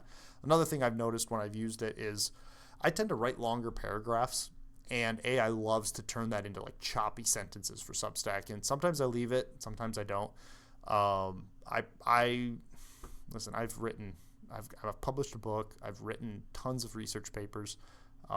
So for me, longer form writing, just like longer form podcasting, works better for me. So yeah, that's our main topic, looking at the world through an uncredible lens. And look, use the artificial intelligence, use AI, play around with it. It may allow average people to get their thoughts out there. And I think that's better for society as a whole. The more input we have, the better. However, it will water down and degrade the value of those things. So like, if I can just go to artificial intelligence and say, hey, write me a novel on this, and then I like think about the world we're going to live in soon, where instead of subscribing to like Netflix to watch a show, you can tell AI to create a show for you that you will enjoy. I mean, we're close to that. Like books, audiobooks, music, just making stuff that I want to hear, and then it creates it. And then that danger, and I'll end with this, that danger is that everyone creates their own echo chamber and never gets out of it. So that's a problem for sure. All right, so let's shift gears now and get into our podcast feature. This one's going to be a little different than what we've done in the past, mainly because this is by no means a lesser known podcast. This is probably one of the best podcasts. I say best, probably one of the most prolific podcasts. And Piers Morgan is well known. I'm trying to avoid putting like Joe Rogan in this segment because, I mean, you've probably heard of it. However, the reason I do listen to a lot of Piers, and I was thinking about this when I decided to put this clip and this particular to make this the podcast feature. The reason I did that was because I've noticed that Piers seems to be having more and more people on there that are, I don't know if lesser known is the right word, but who aren't, it's not as structured as like a CNN, Fox News, and he gets a wide range of views on topics, and I find myself hearing, what I like about it is I find myself hearing from both sides when I listen, or I say both sides as if there's only two, but from multiple sides of a conversation. And I really, really appreciate that from Piers Morgan's show. It's called Piers Morgan Uncensored. If you've never listened to it, it gets out of control. I'll tell you, sometimes I'll be listening to this, and like, what I would love is if he could come up with a way to keep people from arguing across each other, like 3 minutes for you, 2 minutes for you. And, you know, Piers is good at it, but it gets to a point where he'll allow people to argue back and forth, but then like there's a delay. So it seems like he brings a lot of these people in through streaming, which is fine, but there's a slight delay on the stream. And so a lot of times you'll spend 10 minutes of him just going like stop, like, let's not argue. And it's like that, when that happens, it's unfortunate. I think that usually happens when he has his most uncredible guests who are just trying to get on the platform and make a name for themselves. And it does seem like some of the people are a little bit extra. Is that what the kids are saying? It seems like some people are a little bit more extra just to get that clip on his show because he is so big. But all that to say this, I was listening to, I should have looked this up and I didn't. I don't know who is in this clip, but it's a recent episode from this week. I mean, I guess I could look it up. I kind of feel like it's a waste of my time though. Let's see if I can pull this up real quick. It was Piers. Kind of a waste of time. I was going to look this up beforehand and I didn't. I decided not to. That's it right there. Is it Josh Hammer? Let's see. I don't know. It was Owen Jones versus Josh Hammer. I'm not sure which one I have in this particular clip, to be honest. But I thought this was interesting because the contradiction, when somebody contradicts themselves in the scope of one sentence, I find that fascinating. And so what I want to do is I want to share this clip and make sure I have it. Yeah, okay. So let's do that. Well, that's the best I'm going to be able to do. Hopefully it shows up where I think I had it clipped in the right spot. So this clip I'm going to share with you, the person who's talking just was describing, his opponent was talking about how Israel has caused the genocide in Gaza. And he's responding to that.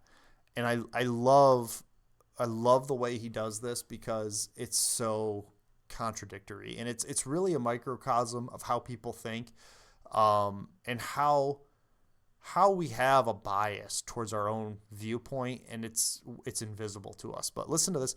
He's gonna first call for a lowering of like, I'll play the clip and then I'll come back to it. I gotta pause it in the middle though. But what we should strive to is get to a point where we are operating within the Overton window of normal discourse, of non-hyperbolic, of non-catastrophic discourse. Now, I'm stopping right there for a reason. He's saying we need to stop using hyperbolic, chaotic, or catastrophic discourse. And he's talking about how people talk about what's happening in Gaza, right? Like, he's basically saying you guys are blowing this out of proportion, right? And we need to get to a point where we have normal discourse, where we're not like at the extremes of the conversation. Now, listen to how he describes the October 7th attack. This is a war, and lest the viewers forget, it is a war started by Hamas. Now, I want to stop there because one of the things about this war that's interesting is the war we've been told that we've been at war for 40 something years, and like they keep coming back to October 7th, and that's when the war started. Like, that's not when the war started. I mean, either Israel and Hamas have been at war, or they haven't been, right? The war didn't start on October 7th. Certainly not for the U.S. We had the 12-day war last year. We're into this war, which is now heading towards, what is the date? We're about 2 weeks away from this being 6 months into this war or conflict.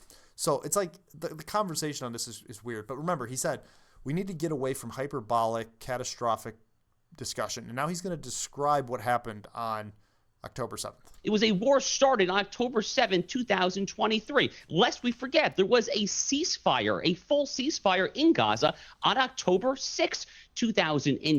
I want to stop there because lest we forget there was a ceasefire. I think we all know that ceasefire means absolutely nothing. Ceasefire in the context of what's happening in the Middle East right now means let's all take a moment and reload our guns. That's what it means. I mean, we've watched that with Trump and Iran and Israel doing their ceasefire. There's never a ceasefire.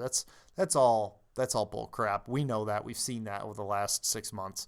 But it's like, oh, they broke a ceasefire. That's what they do. That's what they all do over there. Like, we did the same thing to them. It's just like, whatever. 23. What happened on October 7th was the equivalent of dozens of 9/11. If this had happened, let's call it Texas, if you had thousands of Sinaloa cartel commanders who came across the border and just blindly mutilated and raped and butchered. They put babies in ovens. They executed women point blank range on their home. How would the United States respond? But what he's saying in that clip is whether or not you agree with what happened or his description of how bad October 7th was. That's not the point.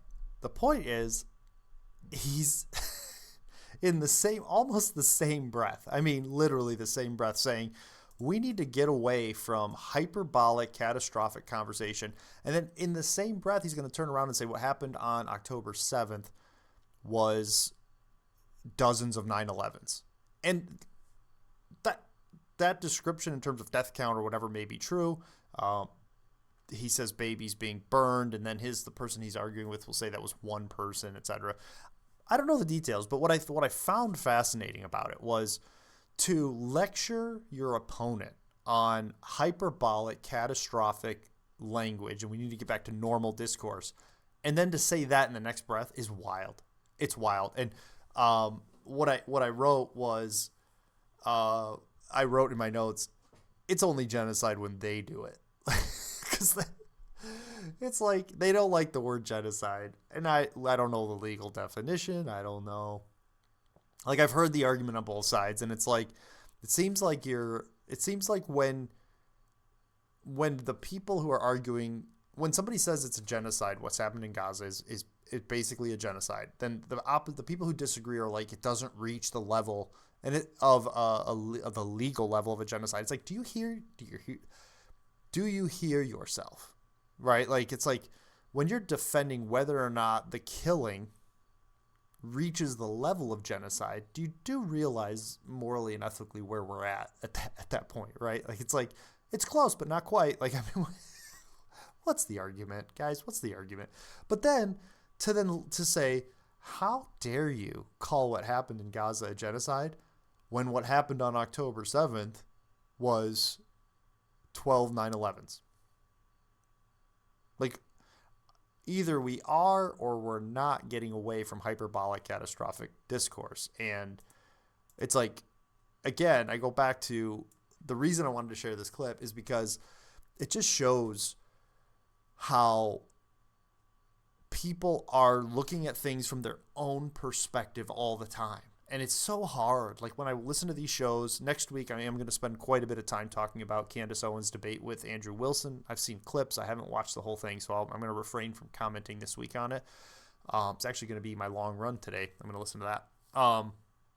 But what's coming out of that debate, Candace Owens versus Andrew Wilson, is everybody who agreed with Candace Owens before this debate still agrees with her and thinks Andrew lost. And everyone who agreed with Andrew before the debate got on there and was like, "Oh, he destroyed Candace." It's like, no minds up. As far as I haven't seen anybody say, "Wow, I went into this thinking that Candace was an idiot, and now I think Andrew's the idiot," or vice versa. Like I don't see that comment yet, and I haven't seen the debate, so I can't comment. But this is the same thing. And as I was listening to this, I literally laughed out loud at this because I was actually agreeing with the first half of like, yeah, we should probably couch this in terms like, first of all, this is war, so trying to pull at people's heartstrings with like terms like genocide when it's not really a genocide, it's just war, and it's just war is bad, but it is war. I understand like it's going to be a lot better to have this debate, discussion, conversation if we just lower the temperature of the conversation. It's kind of like when people compare something to Hitler or Nazis or Germany. It's like you're being hyperbolic, right? You're being catastrophic. And so like up to that point, I was like, yeah, no, he's probably right. We probably should dial that back a little bit. And then he goes and does it in the same breath with October 7th. And it's like, okay, it's like you can't criticize your opponent for doing something and then turn around and do the exact same thing. But again, it goes back to, it's like, it's only genocide when they do it. It's only whenever we do something, it's all defensive, talking about Israel. But when they do it, it's an egregious violation of international law or something like that. It's like, regardless of what position, like what it should be is an objective. Like if Israel does it, it's wrong, and if Iran does it, it's wrong. Like that should be how it works, but it's not. It's not how it works. A lot of people are like they're so biased that they can't see that, and it goes back to I'm still trying to get to episode, I think it was 7, where I talked about the infinite defense theory, where when one country does something bad, they forever can say that they're in defense mode. And both sides do that. They're like, oh, well, Israel did one thing once, so now we're just defending ourselves. Or Iran did this one thing once. It's like, oh, I'm so tired of hearing people like, oh, this country chants death to America. It's like, do they still? I don't know. Like, it just seems like something you heard in the 90s or the 80s or the 70s, and you're just kicking that out there as a justification for your war, and you're actually pulling economic strings right now and trying to gain an advantage over China by messing with the Strait of Hormuz. That's what it looks like to me. And you're just trying to garner the American people's support for it with nonsense like that. So yeah, like I look at it and it's like, normally I probably wouldn't use Piers Morgan because it's such a big podcast as our podcast feature, but that contradiction, it's one thing if someone does it, like at the beginning of the episode, they say, oh, we need to get away from this hyperbolic, catastrophic conversation. And then at the end of the episode, they then do it. You'd be like, but literally in the same breath, this guy does, you need to stop that. And then I'm going to do the exact same thing. Like, bro, like, come on. Like these are, it's like, that's the kind of thing that inspires me to do this because I can do that. I can be that hypocritical in my own conversation. Like I can at least avoid that level of pure hypocritical conversation. So that is our podcast feature. I'll link that episode. That happened right at the beginning of the episode, but I'll link that episode. Maybe I'll link that timestamp in the show notes if I remember. So let's get into our quote of the week. I think I just did a camera switch. Sorry about that. So our quote of the week this week, I had a hard time picking one, to be honest. But here it is. Let's get this in the middle. Why is that so hard every time? Opportunity is missed by most people because it is dressed in overalls and looks like work. Opportunity is often missed by most people because it is dressed in overalls and looks like work. And that is Thomas Edison. Sometimes I read these and I go, was it Thomas Edison? Be interesting to find that quote in his works. But yeah, I picked that quote. I had a couple to choose from. Some were more running related, but I like that one because basically what it's saying is opportunity just doesn't come to your doorstep. It's the result of years of work, effort, energy put in. And it's kind of an inspiration to remind myself that I need to keep going with this podcast and keep coming up with new things and trying new things, because the opportunities will come as I put in the work. And so a lot of this is just getting comfortable doing this on a regular basis and being able to get the technology to run. So when that opportunity emerges, I'm ready to go. Same with the running. A lot of that is staying healthy and staying in the best shape of my life that I can for as long as I can, so that I'm able to do whatever I can. And, people who are sitting around saying, I'm missing out, or I never had any good opportunities, it's probably because you didn't want to put in the work. And one of my big things is do the work. So, all right, let's go ahead and close things out. As always, thanks for listening to the Uncredible Podcast. Remember to subscribe on the Substack at uncredible.me. Kind of dumb to put that up there, but subscribe to the Substack and be looking for a live Substack of some kind. I'm working on doing a live show. I think it's going to be Sunday morning. I'm going to test it out this weekend and see how it goes. So just keep an eye out for that. Also on the Substack, I mentioned at the beginning, look for the chats feature. So each week I'm going to be trying to do a chat on the subject that I'm thinking about. And so next week it's going to be Andrew Wilson versus Candace Owens. Jump in there. I'll share your comments on the show if they're interesting. And that might change my opinion before I actually get to the podcast. So subscribe at uncredible.me. Best way, get the app. Like and subscribe on YouTube and Spotify. I mention this every week, but appreciate you listening. And that's good, but it goes a long way if you like the episode and subscribe. And if you're subscribed on YouTube, I apologize in advance for the next few months, because I found out my brother subscribed the other day, kind of as a joke, and I was like, oh, that was a mistake, because right now I'm cranking out so many, like probably 2-3 clips a day from past episodes. Which, if you like them and you're subscribed, then that's great. There'll be shorter snippets from old episodes that might draw you in. But I think he was following it as sort of a joke to make fun of me, and I was like, dude, that was a mistake, because you're going to get hit. He asked me, he's like, how many times do you record? And I'm like, once a week. Oh, you subscribed. That was a mistake right now, because I'm cranking out tons of content through just clips of the long form podcast. So, but like and subscribe on YouTube and Spotify, Apple Music. I don't even know if it's on Apple Music. Maybe you can comment. Yes, I found it on Apple Music. I have no idea. I upload it to Spotify, and if it goes elsewhere, great. If not, oopsie. For Uncredible merch, haven't done this in a while. Where is merch? There it is. Let's do that. Sweet. For Uncredible merch, check out merch.uncredible.me. Here's the shirt. This is the one. I don't know if I did mention this a little while back. This is the one, you probably can't even tell on screen. This is the one that's finally starting to fade after about a year. It's just under a year. And I think the reason this one started to fade is I've been very intentional about turning them inside out when I wash them, because I know when they go through the wash and dryer, having this logo on the outside beats this up a little bit. So I stopped doing that.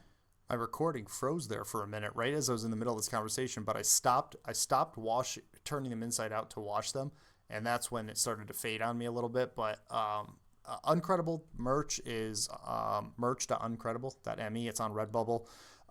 What I would encourage you to do is, if you go to Redbubble to buy these, pick a logo, pick a shirt, and put it in a cart, and then wait, because you'll get discounts that are like 40% off. Like this shirt, I think, is normally like $29, but then if you get like a 40% off, it adjusts itself and it gets down to like 22, 23. It's a little bit more reasonable.